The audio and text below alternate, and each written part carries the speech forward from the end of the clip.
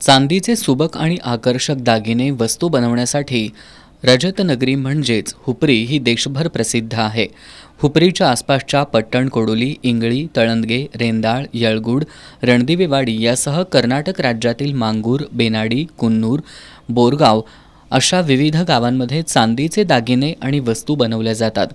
या चांदी व्यवसायाच्या सर्वांगीण विकासासाठी 1944 साली चांदी कारखानदार असोसिएशन हुपरी या संस्थेची स्थापना करण्यात आली.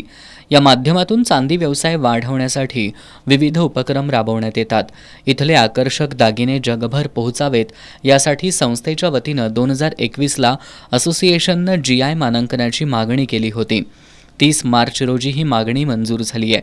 त्यामुळे हुपरीमध्ये चांदीपासून बनवलेल्या एकूण 30 वस्तू आणि दागिन्यांना GI मानांकन मिळालं असून लवकरच याचं क्लस्टरसुद्धा सुरू करणार असल्याची माहिती असोसिएशनचे उपाध्यक्ष दिनकरराव नाईक यांनी दिली.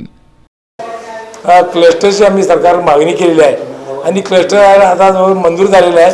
फक्त त्याचा टेंडरचा बाकी आहे मशिनरीसाठी.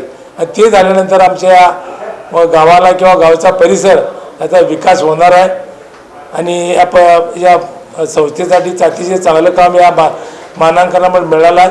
आणि या मानांकनामुळं की लोकांना आमच्या हुपरीचे नकल करता येणार नाही. जो पण नकल करेल त्याला दंड किंवा शिक्षा होऊ शकते. आणि त्याचा या ठिकाणी आमच्या संस्थेला किंवा गावाला त्याचा फायदा होणार आहे आणि गावचा व्यवसाय त्यामुळं भरभराटीस येईल असं आम्हाला या माध्यमातून तुम्हाला सांगायचं आहे.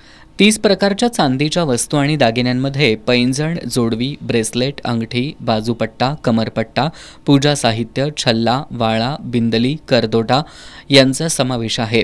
हुपरी आणि आसपासच्या गावात सुमारे 6 ते 7 हजार चांदी उद्योजक कार्यरत असून अंदाजे 15 ते 20 हजार स्त्री पुरुष कारागीर या व्यवसायामध्ये आहेत. GI मानांकन मिळाल्यामुळे या सर्वांना व्यवसाय वृद्धीसाठी फायदा होणार आहे.